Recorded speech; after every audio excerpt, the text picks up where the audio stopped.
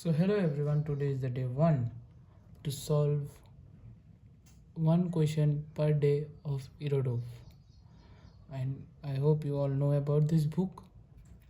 So today we are going to solve question number 5 from Physical Fundamentals of Mechanics. So question says two particles 1 and 2 moves with constant velocities v1 and v2. The initial moment, their radius vectors are equal to r1 vector and r2 vector, and their velocities is v1 vector and v2 vector, as I said. So they have told us to find how much these four vectors may be interrelated for the particles to collide. Okay, so here what we will do, first we will understand the question. According to the question, they have said that here, let us make a first axis, one axis of xy axis, xy. Okay, here. Okay, so here, as you can see, they have told us, we can say that the particle 1,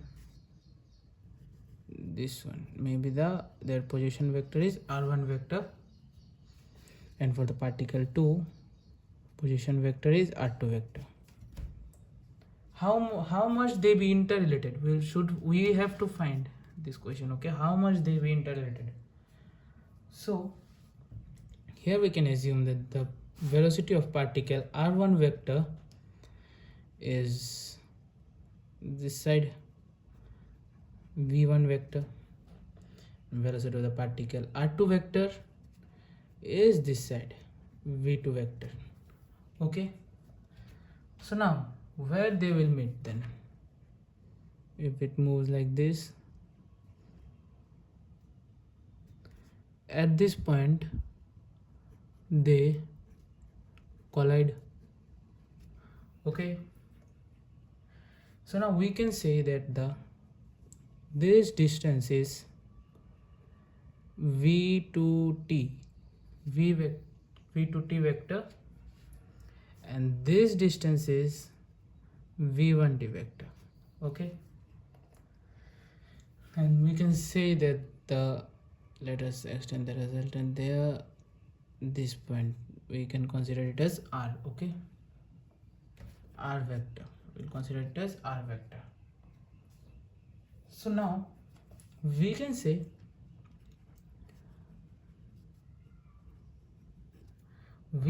that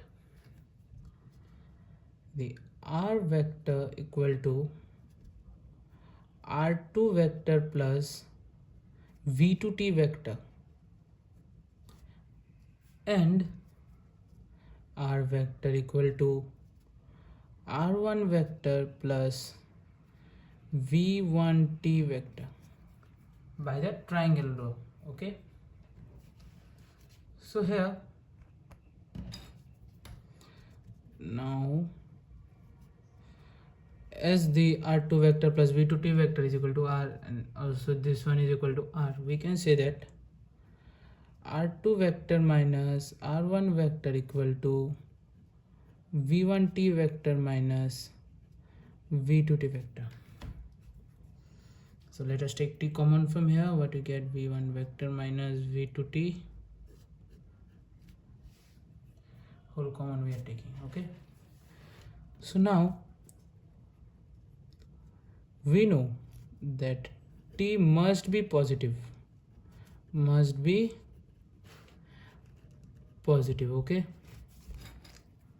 we know that t must be positive. So here we can say that